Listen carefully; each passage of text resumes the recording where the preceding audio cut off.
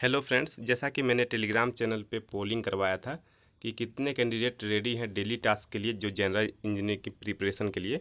तो देखिए, total 36 vote हुए थे, जिसमें से 35 स्टूडेंट ने यस बोला था और एक स्टूडेंट ने नो बोला था। तो इसके बेसिस पे मैं आज से डेली टास्क शुरू करने वाला हूँ जनरल इंजीनियरिंग की सीरीज को लेकर। तो इसमें देखिए, जेएसएससी जेई की जो जनरल इंजीनियरिंग की पेपर आती है उसकी प्रिपरेशन कराई जाएगी। इसमें डेली टास्क स्ट्रेटजी मिलेगा आपको। यहाँ से आपको डेली लगाना है मैकेनिकल इलेक्ट्रिकल के जनरल इंजीनियरिंग के क्वेश्चन करना है। आज है टास्क वन। टास्क वन में आपको क्या करना है, चलिए देखते हैं। तो यहाँ पे देखिए, JSSC JE general engineering task one है। आज 1 जून है, 1 जून से आप प्रिपरेशन शुरू कीजिए। जनरल इंजीनियरिंग में जो है फ्रेंड, जेएसएससी में 120 क्वेश्चन आते हैं। 120 में सिविल के 30 क्वेश्चन होते हैं, मैकेनिकल के 30 क्वेश्चन होते हैं और इलेक्ट्रिकल के 25 से 30 क्वेश्चन होते हैं। टोटल 90 क्वेश्चन होते हैं।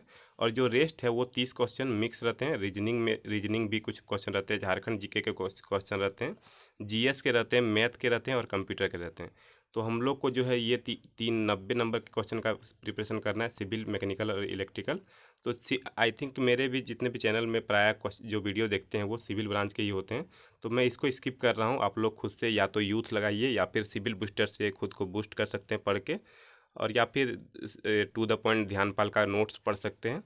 और जो मैकेनिकल और इलेक्ट्रिकल है वो आप यहाँ से डेली जो टास्क मिलेगा वो पढ़िए, वो सफिशियंट है। तो आज के सेशन में आपको क्या करना है, देखिए। आज के सेशन में सबसे पहले आपको मैकेनिकल के चैप्टर 5 खोलना है, जो कि RS खुरमी का बुक से बनाना है, थर्मोडायनेमिक्स चैप्टर को। तो इसमें टोटल 320 क्वेश्चन है फ्रेंड। तो आज का आपका टास्क जो रहेगा वो 30 क्वेश्चन आपको लगाने हैं। 30 क्वेश्चन में जो किस किस टॉपिक से रिलेटेड है वो मैं थोड़ा सा आज ओवरव्यू कर देता हूँ, इसके बाद आप लोग लगाइएगा। तो ज़्यादातर क्या, 30 में से कम 25 क्वेश्चन ज़रूर आपका सही होगा। तो इसमें देखिए किस किस टॉपिक से मतलब क्वेश्चन इंक्लूड है वहाँ पे, 1 से 30 नंबर क्वेश्चन तक में। तो यहाँ पे देखिए, सबसे पहले आपको थर्मोडायनेमिक सिस्टम पूछा जाएगा, जिसमें मतलब थर्मोडायनेमिक प्रोसेस मतलब अकर होता है। जैसे कि मान लिया जाए कोई बीकर है मान लिया जाए, तो इसमें कोई सॉल्यूशन में कुछ कुछ वर्क किया जा रहा है। तो इसके अंदर जो भाग है उसको बोलेंगे सिस्टम, और इसके बाहर के भाग को बोलेंगे सराउंडिंग, और जो ये वॉल है, इसका बीकर का वॉल है, इसको बोलेंगे बाउंड्री। तो सिस्टम और सराउंडिंग मिल के यूनिवर्स बनता है फ्रेंड, और ये बाउंड्री इसका इसको इन दोनों को अलग करता है। तो ये आपको यहाँ याद करना होगा। इसके बाद देखिए, जो थर्मोडायनेमिक सिस्टम जो होते हैं वो 3 तरह के होते हैं। या तो वो ओपन सिस्टम हो सकते हैं, या फिर वो क्लोज सिस्टम हो सकते हैं, या फिर वो आइसोलेटेड सिस्टम हो सकते हैं। अब ये सिस्टम्स होते क्या हैं, तो देखिए, ओपन सिस्टम जो होता है उसमें मान लिया जाए आप कोई गर्म चाय का कप लिए हैं जो कि ऊपर से ओपन हो। तो क्या होगा, आप उसको सीधे रख दीजिएगा तो धीरे धीरे उसका जो गर्म है वो ठंडा होगा, यानी कि कहीं ना कहीं उसमें से एनर्जी या फिर हीट निकल रही है।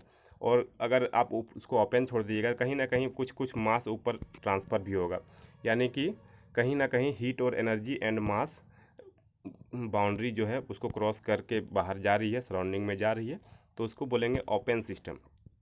अब क्लोज सिस्टम क्या होगा, यही चाय का गर्म जो कप है उसको उसके ऊपर एक ढक्कन आप रख दीजिए। तो उसमें क्या होगा, हीट तो धीरे धीरे कम होगी, लेकिन जो जितना मास है, जितना क्वांटिटी है उसका, वो कम नहीं होगा। तो यानी कि इसमें हीट और एनर्जी तो बाउंड्री को क्रॉस करेगा, लेकिन मास बाउंड्री को क्रॉस नहीं करेगा। तो उसको बोलेंगे क्लोज सिस्टम। आइसोलेटेड सिस्टम क्या होता है, आप एक थर्मोफ्लास्क का आइडियली हो उसका एग्जांपल ले सकते हैं, जिसमें कि ना ही हीट भी कम नहीं होता है और ना ही मास कम होता है।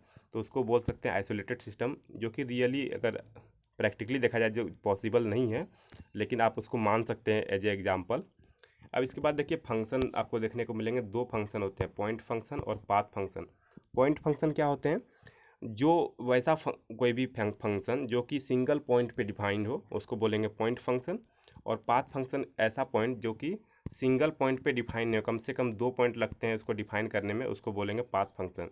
जैसे पाथ फंक्शन का एक जो एग्जांपल हो जाएगा वो हीट हो जाएगा, और प्लस हीट जो हो जाएगा और इसमें वर्क हो जाएगा। ठीक है। इसके बाद देखिए, जो पॉइंट फंक्शन का कुछ प्रॉपर्टी होता है, properties of A system. System का प्रॉपर्टी होता है, या तो वो एक्सटेंसिव सिस्टम हो सकता है, एक्सटेंसिव प्रॉपर्टी हो सकता है या फिर इंटेंसिव प्रॉपर्टी। अब ये प्रॉपर्टीज होते क्या है, एक्सटेंसिव क्या होते हैं, इंटेंसिव क्या होते हैं, तो सिंपल भाषा में समझिए। एक्सटेंसिव जिसमें कि आप कोई भी दो पार्टिकुलर चीज़ों को जोड़ सकते हैं। जैसे कि आप वॉल्यूम का उदाहरण ले सकते हैं, वॉल्यूम जो कि एक्सटेंसिव प्रॉपर्टी में आता है। आप अगर 1 लीटर वॉल्यूम को लीटर में भी मेजर कर सकते हैं, तो 1 लीटर आप पानी लीजिएगा और उसको 2 लीटर और पानी उसमें मिलाइएगा, तो क्या 3 लीटर बनेगा? तो आपका जवाब रहेगा हाँ। तो इसमें क्या हुआ कि आप दोनों को जोड़ के जितना अमाउंट बनना था उतना ही बना। लेकिन यहीं पे अगर आप टेम्परेचर का उदाहरण लीजिएगा, टेम्परेचर में मान लिया जाए आप 50 डिग्री सेल्सियस का कोई पानी लेते हैं और अगर 60 डिग्री का पानी लेते हैं, क्या दोनों को अगर ऐड कीजिएगा तो क्या 60 और 50 मिलके 110 डिग्री का सेल्सियस का वो पानी बनेगा? तो आपका जवाब होगा नहीं, और कम हो जाएगा, 60 से भी कम हो जाएगा। तो कहीं ना कहीं आप उन दोनों को जोड़ नहीं पाए।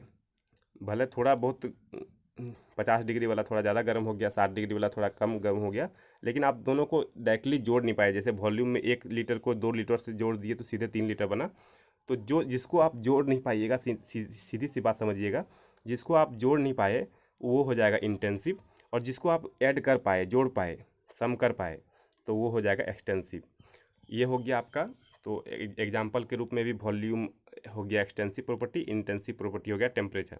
अब इसमें एक एक एक्सेप्शन है, जहाँ पे भी कोई भी, चाहे वो एक्सटेंसिव प्रॉपर्टी हो या इंटेंसिव प्रॉपर्टी हो, अगर उसके आगे में स्पेसिफिक वर्ड लग गया, SPECIFIC, स्पेसिफिक वर्ड अगर लग गया तो वो इंटेंसिव प्रॉपर्टी में चला जाएगा। याद रखिएगा, क्वेश्चन 1 है, आपको मिलेगा क्वेश्चन 1 से 30 नंबर क्वेश्चन तक में। तो याद रखिएगा, स्पेसिफिक जहाँ वर्ड लगा वहाँ आंख बंद करके इंटेंसिव प्रॉपर्टी में टिक कर देना है। इसके बाद देखिए थर्मोडायनेमिक्स, इसके बाद लॉ देखने को मिलेंगे आपको। तो इसमें सबसे पहले आपको जीरोथ लॉ मिलेंगे, जिसको कि लॉ ऑफ थर्मल इक्विलिब्रियम भी बोलते हैं। इसमें आप समझिए, अगर ए बी से थर्मल इक्विलिब्रियम में है और अगर ए सी से भी थर्मल इक्विलिब्रियम है, तो जो बी है वो सी से ऑटोमेटिकली थर्मल इक्विलिब्रियम में आ जाएंगे। इसको ऐसे भी समझिए, ए बी का दोस्त है और ए सी का भी दोस्त है, तो जब ऐसा कंडीशन होगा तो बी और सी ऑटोमेटिकली दोस्त बन जाएंगे। तो इस तरह से भी आप समझ सकते हैं। तो ऐसा अगर जहाँ पे भी आपको स्टेटमेंट देखने को मिले तो आप समझ जाइएगा जीरोथ लॉ का ये स्टेटमेंट है। इसके बाद फर्स्ट लॉ ऑफ थर्मोडायनेमिक्स में जो आएगा उसमें 3 स्टेटमेंट मिलेंगे आपको।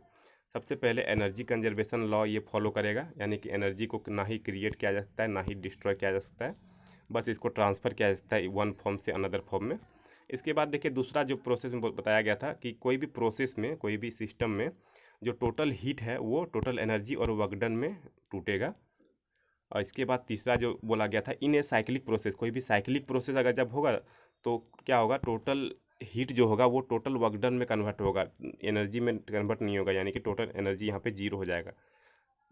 इसके बाद देखिए सेकेंड लॉ ऑफ थर्मोडायनेमिक्स में आता है। तो यहाँ पे 2 साइंटिस्ट आते हैं, क्लॉसियस आते हैं और केल्विन प्लैंक्स आते हैं।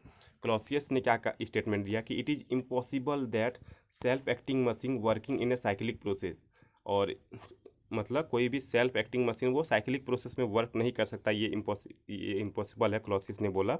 और क्लॉसियस ने ये भी बोला कि कोई भी लोअर, मतलब कोई भी हीट को ट्रांसफ़र करना है lower body to higher body temperature, ये करना इम्पॉसिबल है जब तक कि कोई एक्सटर्नल वर्क या फिर एनर्जी ऐड ना हो, without the add of any external energy और वर्क।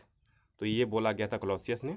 केल्विन प्लैंक्स ने क्या बोला था, जो टोटल हीट है, जो टोटल वर्क डन में, जैसे कि साइक्लिक प्रोसेस में यहाँ बताया गया था, ये इम्पॉसिबल है। मतलब क्यों इम्पॉसिबल है, क्योंकि कहीं ना कहीं एनर्जी का डिग्रेडेशन होता है, यानी कि इसको ऑल्सो कॉल्ड बोल सकते हैं law of degradation of energy.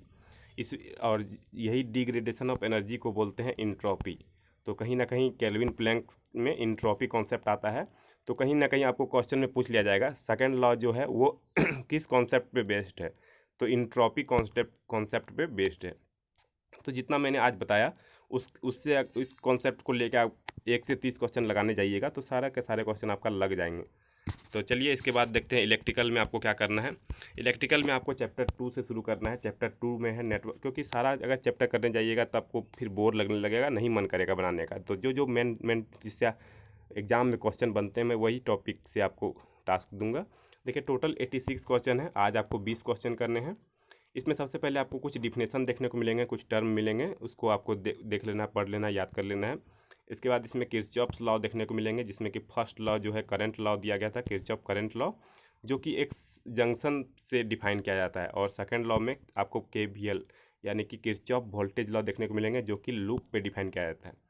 इसके बाद आपको सुपरपोजिशन थ्योरम देखने को मिलेंगे।